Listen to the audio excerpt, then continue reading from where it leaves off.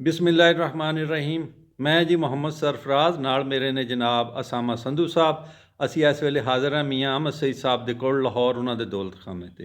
ਇਹ ਸਾਡੀ ਖੁਸ਼ਕਿਸਮਤੀ ਹੈ ਜੀ ਕਿ ਇਹਨਾਂ ਨੇ ਸਾਨੂੰ ਟਾਈਮ ਦਿੱਤਾ ਅਤੇ ਸਾਡੀ ਸੇਵਾ ਵੀ ਵੱਲ ਕੀਤੀ। ਖਾਣ ਪੀਣ ਨੂੰ ਬਹੁਤ, ਜਿਸ ਤਰ੍ਹਾਂ ਇਹਨਾਂ ਦੀ ਨਰਸਰੀ ਦੇ ਵਿੱਚ ਬਹੁਤ ਸਾਰੀਆਂ ਚੀਜ਼ਾਂ ਨਾ, ਇਸ ਤਰ੍ਹਾਂ ਖਿਲਾਉਣ ਵਾਸਤੇ ਵੀ ਇਹਨਾਂ ਦੇ ਕੋਲ ਬਹੁਤ ਹੈ। ਅਤੇ ਮੀਆਂ ਸਾਹਿਬ ਸਲਾਮ ਅਲੈਕਮ ਜੀ। ਵਾਲੇਕੁਮ ਅਸਲਾਮ। ਮੀਆਂ ਸਾਹਿਬ, ਪਹਿਲਾਂ ਤਾਂ ਅੱਜ ਕੱਲ੍ਹ ਜਿਹੜਾ ਚਰਚਾ ਪੰਜਾਬ ਦੇ ਵਿੱਚ ਉਹ ਹੈਗਾ ਪਪੀਤੇ ਦਾ। ਅਸੀਂ ਤੁਹਾਡੇ ਨਾਲ ਪਪੀਤੇ ਦੀ ਗੱਲ ਕਰਾਂਗੇ। ਸਾਨੂੰ ਇਹ ਦੱਸੋ, ਜੇ ਪਪੀਤਾ ਘਰ ਉਗਾਉਣਾ ਹੋਵੇ ਤਾਂ ਕਿਸ ਤਰ੍ਹਾਂ ਉਹਦਾ ਬੀਜ ਲਾਣਾ ਜੀ? ਬੀ ਇਸ ਦਾ ਲਗਾਉਣਾ ਹੈ ਕਿ ਇੱਕ ਥੈਲੀ ਦੇ ਵਿੱਚ 5 ਸੁਰਾਖ ਸੁੰਬੇ ਦੇ ਨਾਲ ਅਗਰ ਅਸੀਂ ਕੱਢੀਏ ਤੇ ਦੋਵਾਂ ਸਾਈਡਾਂ ਤੇ 10 ਸੁਰਾਖ ਹੋ ਜਾਣਗੇ। ਸੁੰਬਾ ਜਿਹੜਾ ਪੱਟੇ ਦੇ ਨਾਲ, ਪੱਟੇ ਦੇ ਸੁਰਾਖ ਕੱਢਣ ਵਾਲਾ ਹੁੰਦਾ? ਬਿਲਕੁਲ ਉਹੀ ਸੁੰਬਾ, ਉਸੇ ਦੇ ਨਾਲ ਸੁਰਾਖ 2 ਸੈਂਟਰ 'ਚ, ਇੱਕ ਦਰਮਿਆਨ 'ਚ ਤੇ 2 ਉੱਤੇ। 5 ਸੁਰਾਖ ਇੱਕ ਪਾਸੇ ਆ ਜਾਣਗੇ, 5 ਇੱਕ ਪਾਸੇ ਆ ਜਾਣਗੇ ਜੀ। 10 ਸੁਰਾਖ ਕੱਢਣੇ ਪੈਣਗੇ। ਅੱਛਾ ਜੀ, 10 ਸੁਰਾਖ ਕੱਢ ਲਏ ਤੇ ਉਸ ਤੋਂ ਬਾਅਦ ਉਸ ਨੂੰ ਮੈਰਾ ਮਿੱਟੀ ਦੇ ਨਾਲ ਭਰ ਲਿਆ ਜਾਵੇ ਜੀ। ਤੇ ਉਸ ਦੇ ਉੱਤੇ ਥੋੜੀ ਜਿਹੀ ਕੰਪੋਸਟ ਪਾਈ ਜਾਵੇ ਜੀ ਫਿਰ ਬੀਜ ਨੂੰ ਅਗਰ 24 ਘੰਟੇ ਭਿਉਂ ਕੇ ਰੱਖਿਆ ਜਾਵੇ ਜੀ। ਤੇ ਉਸ ਕੰਪੋਸਟ ਦੇ ਉੱਤੇ ਜਾਂ ਪੀਟ ਮਾਸ ਦੇ ਉੱਤੇ ਤੁਸੀਂ ਬੀ ਰੱਖੋ ਔਰ ਬੀ ਦੇ ਹੁਜਮ ਦੇ ਬਰਾਬਰ ਉਸ ਦੇ ਉੱਤੇ ਫਿਰ ਤੁਸੀਂ ਪੀਟ ਮਾਸ ਪਾਓ ਤੇ ਉਸ ਨੂੰ ਇਸ ਸਰਦੀਆਂ ਦੇ ਮੌਸਮ 'ਚ ਟਨਲ ਦੇ ਵਿੱਚ, ਛਾਪਰ ਟਨਲ ਦੇ ਵਿੱਚ ਬੰਦ ਕਰ ਦਿਓ ਜੀ। 15 ਤਾਂ 20 ਦਿਨ ਦੇ ਵਿੱਚ ਉਹ ਜਰਮੀਨੇਟ ਹੋ ਜਾਏਗਾ। ਲੇਕਿਨ ਟਨਲ ਦਾ ਅੰਦਰ ਦਾ ਟੈਂਪਰੇਚਰ 23 ਤਾਂ 30 ਕਮ ਸੇ ਕਮ ਹੋਣਾ ਚਾਹੀਦਾ। 23 ਤਾਂ 30 ਉਹ ਜੀ ਅੱਜ ਕੱਲ੍ਹ ਦੇ ਤਰੀਕੇ ਬਹੁਤ ਸੌਖੇ, ਥਰਮੋਸਟੇਟ ਦੇ ਨਾਲ ਹੋ ਜਾਂਦਾ ਕੰਟਰੋਲ। ਹਾਂਜੀ। ਤੇ ਮੀਆਂ ਸਾਹਿਬ, ਜਿਹੜਾ ਬੀ ਭੇਣਾ 24 ਘੰਟੇ, ਉਹਦੇ ਵਿੱਚ ਬਾਅਦ 'ਚ ਕੱਢ ਕੇ ਖੁਸ਼ਕ ਉਹਨੂੰ ਕਿੰਨੀ ਦੇਰ ਰੱਖਣਾ? ਉਸ ਨੂੰ ਤੁਸੀਂ ਕਿਸੇ ਕੱਪੜੇ ਦੇ ਨਾਲ ਤੁਸੀਂ ਖੁਸ਼ਕ ਕਰ ਸਕਦੇ ਜੇ, ਵੈਸੇ ਵੀ ਖੁਸ਼ਕ ਕਰ ਸਕਦੇ ਜੇ।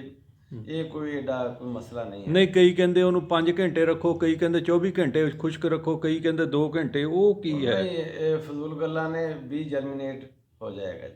ਔਰ ਅਗਰ ਖੁਸ਼ਕ ਨਾ ਕੀਤਾ ਜਾਏ ਤਾਂ ਉਹਦਾ ਬੀ ਜਰਮੀਨੇਟ ਹੋ ਜਾਏਗਾ ਜੀ। ਅਗਰ ਤੁਸੀਂ ਪਾਣੀ 'ਚ ਨਹੀਂ ਭਿਉਂਦੇ ਤੇ ਉਸ ਨੂੰ ਅਗਰ ਥੱਲੋਂ ਦੀ ਥੈਲੀਆਂ ਨੂੰ ਪਾਣੀ ਲਗਾਉਂਦੇ ਜੇ, ਫਿਰ ਵੀ ਬੀ ਜਰਮੀਨੇਟ ਹੋ ਜਾਏਗਾ। ਔਰ ਸਰਦੀ ਦੇ ਮੌਸਮ ਦੇ ਕੋਈ ਅਸਰਾਤ? ਸਰਦੀਆਂ ਦੇ ਵਿੱਚ ਤੇ ਟਨਲ ਤੋਂ ਬਗੈਰ ਬੀ ਲਾਣਾ ਹੀ ਗੁਨਾਹ ਹੈ। ਪਪੀਤੇ ਦੇ ਉੱਤੇ ਮੌਸਮੀਆਤੀ ਤਬਦੀਲੀਆਂ?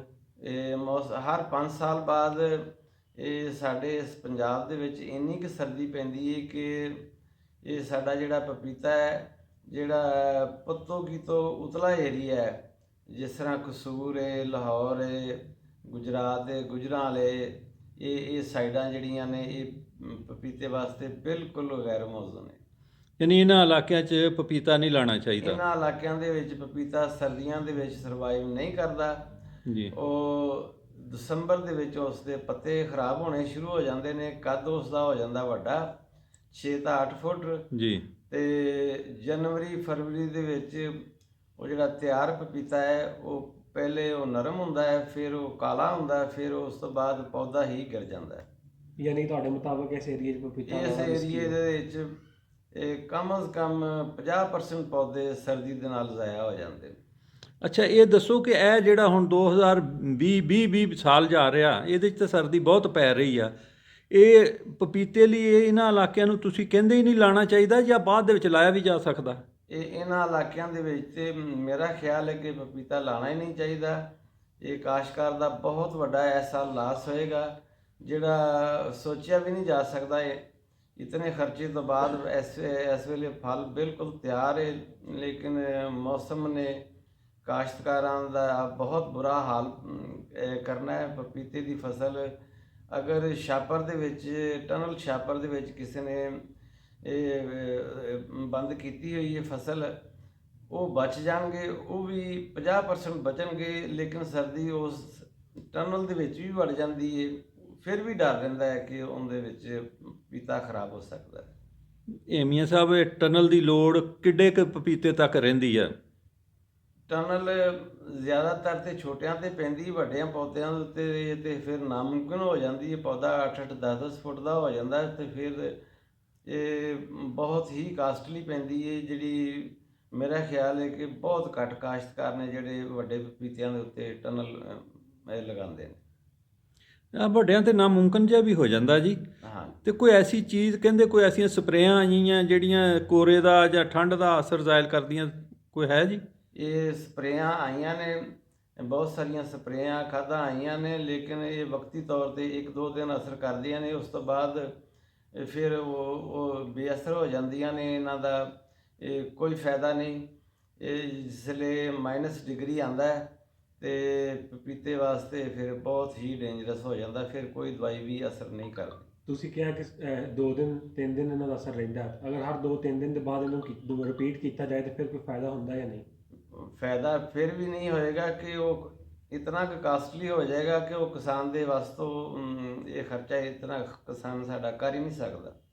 ਮੀਆਂ ਸਾਹਿਬ ਇਹਦਾ ਮਤਲਬ ਇਹ ਹੋਇਆ ਰਿਜ਼ਕ ਤੇ ਅੱਲਾਹ ਤਾਲਾ ਨੇ ਦੇਣਾ, ਲੇਕਿਨ ਬਹਾਨਾ ਹੁੰਦਾ ਕੋਈ ਨਾ ਕੋਈ ਕੰਮ ਕਰਨਾ ਚਾਹੀਦਾ। ਜਿਹੜੇ ਅਸੀਂ ਲੋਕ ਹਾਂ ਸ਼ਮਾਲੀ ਪੰਜਾਬ ਵਾਲੀ ਸਾਈਡ ਤੇ, ਅਸੀਂ ਕੋਈ ਹੋਰ ਫਸਲ ਲਾ ਲਈਏ, ਇੱਥੇ ਖਰਚਾ ਨਾ ਕਰੀਏ।